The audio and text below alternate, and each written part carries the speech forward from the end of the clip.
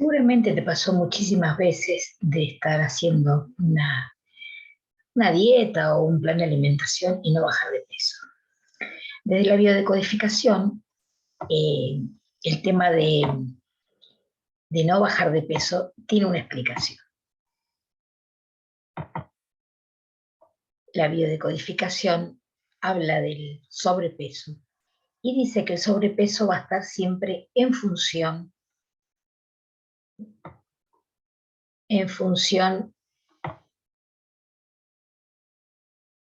de la idea de síntoma. O sea que el sobrepeso no sería ninguna enfermedad, sino que es síntoma de otra cosa, de algún otro desequilibrio que hay en el cuerpo. Puede haber un conflicto de grasa o puede haber un conflicto de hinchazón. Son dos miradas diferentes. Uno, el tema de la grasa, y otro, el tema de por qué se retiene agua en el cuerpo. Entonces, si el conflicto es de grasa, primeramente y antes que nada, hay que mirar dónde está alojada la grasa. Si la grasa está alojada en la espalda, normalmente se habla de que la persona tiene cargas, se siente con cargas y que necesita mucha espalda para soportar esas cargas. Muchas veces se habla, se ve este tipo de anclaje en función a que si tuvo padre, si fue si el chico fue la protección de la familia en su momento. Entonces dice, bueno, es como un pilar, es como una gran responsabilidad, entonces la grasa se le hace en la espalda. Si la grasa está en el vientre, muchas veces se habla por qué el vientre necesita estar abultado. Entonces, ¿por qué una persona necesitaría tener un vientre abultado? Para alejar del sexo. O en el caso de la mujer, para seguir manteniéndose como embarazada. ¿Habrá pasado también el tiempo de embarazo que quieren mantener esa situación? O quizá no, quizá es transgeneracional esto, ¿no? Pero se ve muchísimo en el tema del vientre, cuando la mujer quiere seguir manteniéndose embarazada o quiere seguir manteniéndose fértil. En el caso de la grasa en los muslos, se dice que muchas veces la mujer quiere seguir siendo seductora por alguna razón, quiere seguir atrayendo al sexo opuesto.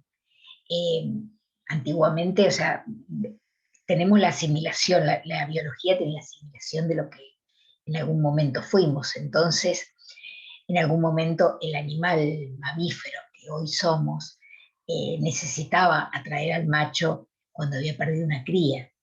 Entonces muchas veces frente a esta situación bueno, de sentir que uno pierde un hijo o algo así, necesita tener los muslos grandes. La grasa en los pechos, así cuando los pechos son abultados, es porque la mujer o no ha sido maternada o tiene que ver algo con la maternidad o necesitar seguir amamantando o seguir maternando. Cuando el cuerpo está esponjoso, muchas veces tiene que ver con los niveles de estrés, porque eh, es como que se sigue generando grasa a los altos niveles de cortisol. Pero en sí mismo, ¿por qué una persona necesitaría tener un cuerpo esponjoso? Quizás porque tiene algún tipo de conflicto y necesita liquidez. O quizás porque en algún momento fue violentada, hubo violencia en su casa o en su familia, entonces se cubre de una capa de esponjita como una forma de sobrellevar esas situaciones, ¿no? La biología responde por la persona. Cuando el cuerpo es pilar o bastón, decimos lo mismo, que la persona ha necesitado ser muy fuerte, o el nene ha necesitado ser muy fuerte en la familia, quizá no tuvo padre, quizá tuvo que vivir momentos difíciles, quizá fue pilar de la familia o bastón de la familia, por ahí fue el bastón de la vejez. Entonces son chicos que después se desarrollan con cuerpos grandes, estructuralmente grandes. Una pregunta que les puede ofrecer una gran pista y que sirve un montón es: ¿cuántos kilos crees que te sobran? Muchas veces las pistas vienen por el número de kilos. 20 kilos, ¿por qué 20 y no 22? Y a veces no se condice con ese número realmente. Cuando uno saca las cuentas dice, no, pero necesitas perder mucho menos o necesitas perder mucho más. Pero la persona está en ese número, es un número que habla de otra cosa. Y muchas veces el número de decir quiero perder 20 kilos, yo muchas veces pregunto, ¿y qué te pasó a los 20 años? ¿Y qué le pasó a tu mamá a los 20 años? O bien cuando dice quiero perder 20 kilos, bueno, ¿con qué tiene relación? ¿Con 20 kilos de quién tiene relación? Eh, Tuve una situación en alguna oportunidad de una consultante que había muerto una amiguita, muy, muy querida, que eran muy amiguitas, y ella se quedó con los kilos que la otra nena pesaba cuando falleció. Entonces, a veces cuando se dio cuenta, empezó a bajar de peso. Le habían quedado, ella decía que eran 13 kilos. Y curiosamente la nena pesaba más o menos, por la edad que tenía, unos 13 kilos. Entonces, esa cantidad de kilos habla de algo, está hablando de alguna cosa que tiene que ver con que uno puede estar decodificando ese número, ¿no? El sobrepeso por hinchazón tiene que ver con la retención de líquidos. Y tiene que ver, por ejemplo, si tuvo carencias de leche materna o tuvo carencias de agua, o si tuvo algún problema con el agua. Los otros días una consultante me decía que ella había tenido problemas, había tenido pleura, o sea, agua en los pulmones, y no tomaba agua. Después de 50 años seguía sin tomar agua. Y entonces yo digo, pero por el agua en los pulmones. ¿Cómo? Y sí, claro. eh, Ahora no tomas agua y retenés el agua, como en algún momento eso, sacar el agua del cuerpo fue de algún modo vida, ¿no? Generó vida, y tener esa agua en los pulmones no te permitía respirar, generaba de alguna forma, tenía idea de muerte. Entonces, esas cosas son importantes de ver. ¿Cómo gestionas tus emociones? Las emociones son agua. Y cuando uno se hincha por emociones y después se deshincha, tiene momentos así emocionales muy, muy difíciles y después se deshincha, hay que ver qué tipo de emociones lo están provocando y por qué. Si tiene problemas con la liquidez, muchas veces uno se queda esperando en algún momento que va a necesitar liquidez y se empieza a engordar y se empieza a poner esponjoso porque está esperando esa liquidez. Por ejemplo, una amiga de una abuela que falleció el abuelo, y ella era doble de la abuela, entonces se quedó esperando quedar viuda, y para esa fecha, en la misma fecha en que la abuela había quedado viuda, se puso ella a engordar, como esperando ese momento, como para cuando pasara ese momento, ella pudiera tener liquidez para sobrellevar ese momento, ¿no? Tiene que ver con la economía también. ¿Confundís hambre con sed? Eh, las, eh, en el cerebro están muy pegaditos, la sensación de hambre con la sensación de sed. Y muchas veces se confunde. Y cuando durante muchos años la persona ha comido en lugar de tomado agua o líquidos, entonces se desarrolla más un centro que y la persona confunde hambre con sed. Entonces es muy importante que tome agua y se fije qué pasó ahí. ¿Por qué confunde hambre con sed? Quizás no le dieron suficiente agua de chica, quizás tuvo algún problema con el agua y por eso no consume agua. Y bueno, y ahora hoy por hoy confunde tiene estas dos necesidades confundidas. Bueno, puse ahí necesitas liquidez para algo en particular, era con respecto a esta persona que necesitaba liquidez para cuando se preparaba para ser viuda. Otros conflictos que puede haber, hay un gran conflicto por abandono o falta de atención también, son dos cosas distintas. Por un lado, el abandono es cuando en algún momento la madre no está, la madre, la criatura siente el abandono de esa madre y a los años detona esta situación. Se da muchísimo y eso repercute en la persona que después se abandona a sí misma. Entonces se puede ver no solamente sobrepeso en esa persona, sino una actitud abandónica de sí misma.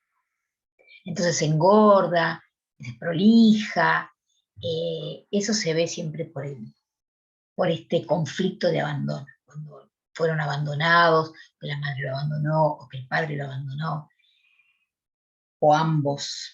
La falta de atención es un conflicto similar, pero en la falta de atención la persona no se abandona después, sino que se hace grande para que la vea. El niño se hace grande para que lo vea.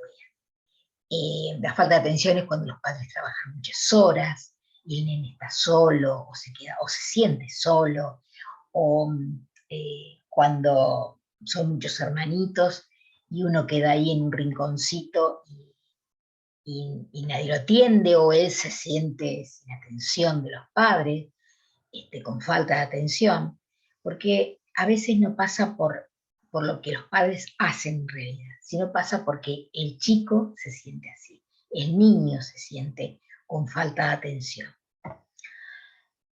Conflicto de carencia indigesta, esto es importante porque el conflicto de carencia indigesta tiene que ver con el asco. Y tiene que ver también con un conflicto asociado que es el conflicto de silueta. El conflicto de carencia indigesta es, por ejemplo, cuando el niño no ha tomado leche o la leche le ha caído mal, cuando no ha tomado leche materna, no ha sido maternada, ha tomado leche en polvo o en sustancia. Entonces, a veces eso repercute más adelante en situaciones. A veces pasa por que esa carencia indigesta se sigue, porque los conflictos se siguen viviendo hasta que la persona los entiende y los supera. Entonces, sucede que, por ejemplo, esa misma carencia indigesta se muestra después en que la persona vive situaciones difíciles y no es capaz, no siente asco. El asco es una sensación, una emoción primaria, muy, muy elemental en los animales, y sin embargo a veces los humanos no las reprimimos, y tiene que ver con esto. Entonces, frente a situaciones difíciles que vive una persona, se reprime el asco, y siente asco en una situación que vive y se la reprime, y siente momentos feos y se los reprime. Ese asco eleva los niveles de glucagón y la persona se engorda, y tiene que ver con eso. Pero además de eso, tiene que ver con personas tóxicas que tienen alrededor y que ellos mantienen igual que con las primeras conflictos que tuvieron. También tiene que ver con por ahí la hija se siente que su madre, o el hijo se siente que su madre o su padre es tóxico, también tiene que ver con eso. Y quizás en el día a día mantienen esa actitud durante muchos años, cayendo en parejas tóxicas también. Entonces ese asco se mantiene ahí subliminalmente, y la persona, para evitar el asco, va a estar constantemente comiendo y haciéndole para que el asco no para que la persona no devuelva las situaciones, ¿no? El glucagón genera grasa. Es un conflicto, un círculo vicioso. El glucagón genera grasa, porque suben los niveles de glucagón frente al asco y genera grasa. La persona se mira al espejo, se siente fea, le da asco su cuerpo, se exige a bajar más. Esa exigencia a bajar más hace que se provoque unos niveles altos de estrés y vuelve a subir el glucagón. Entonces esto del cortisol y del glucagón es un círculo vicioso que también se da en el conflicto por apariencia física. La persona se mira y no se gusta. Entonces se mira al espejo, se ve fea, se exige a bajar, no, tengo que bajar sí o sí porque esto no puede seguir más. Entra en estado de estrés. El estado de estrés hace que suban los niveles de grasa al estar en estrés, y se vuelve a mirar el espejo y vuelve a repetir ese círculo vicioso que cada vez se hace más complicado. Y cada vez la persona se va llenando de más y más grasa. Desde el proyecto Sentido, por ejemplo, se agranda para protegerse frente a un aborto. Porque, bueno, el aborto tiene un límite, entonces el bebé siente que la madre se siente presionada y entonces empieza a desarrollar más rápido para protegerse por peligros. Eso después se vivencia, ese conflicto sigue en el día a día, sigue en su vida, hasta que la persona logra superarlo. También puede ser desde el proyecto Sentido que la persona necesite ser fuerte para vivir. Por ejemplo, nace 8mesino y le dicen que tiene que estar internado para que supere, que está en incubadora hasta que supere no sé, el 1,5 kilos, los 2 kilos, como ha pasado en muchos casos. Entonces, esa persona, para poder sobrevivir,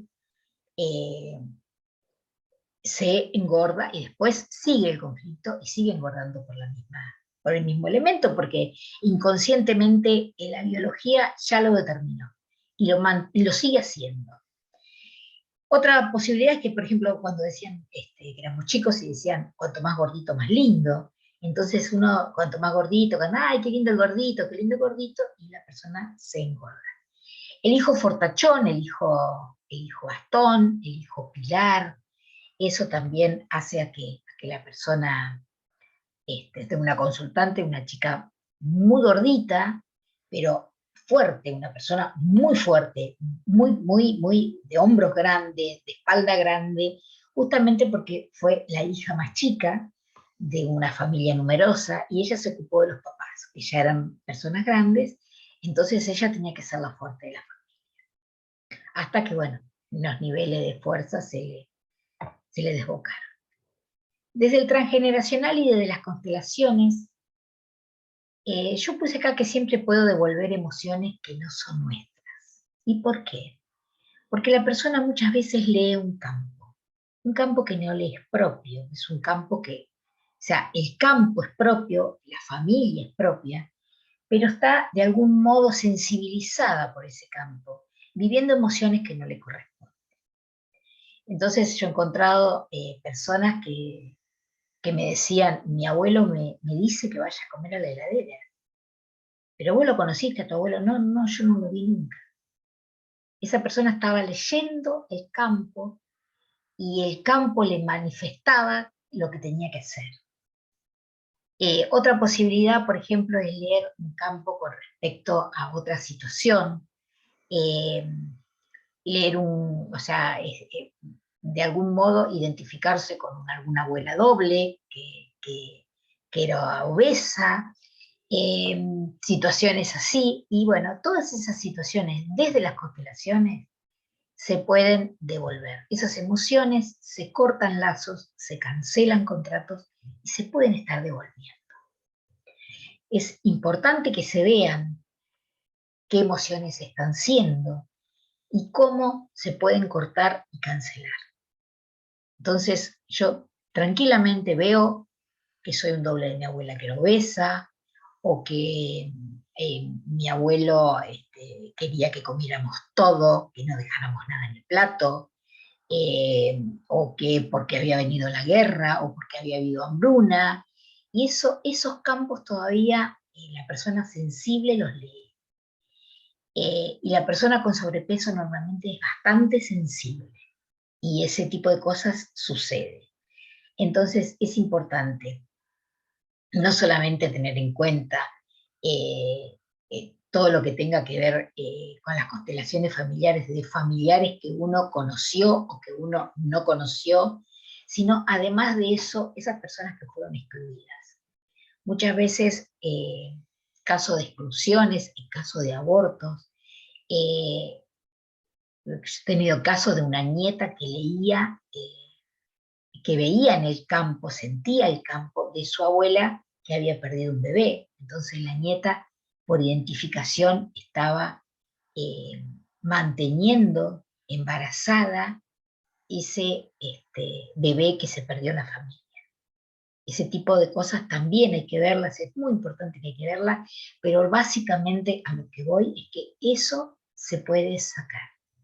Uno no se tiene por qué quedar pendiente de que mi abuela fue o mi papá fue, no, eso se puede eliminar. Mirá, esta emoción es tuya, yo corto acá.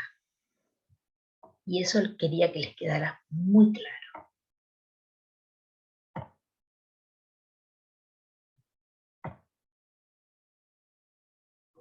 El tema de la obesidad es para cortar mucha tela.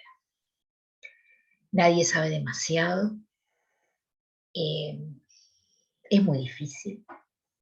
No alcanza con la alimentación o con la actividad física, porque de hecho todo el mundo sabe que hay que comer.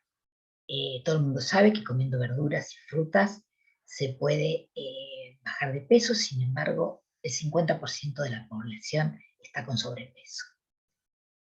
Tengan en cuenta esto.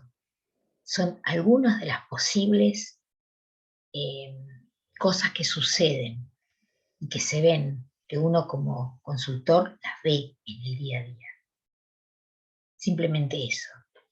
Ténganlo en cuenta, fíjense de todo esto qué es lo que les resuena.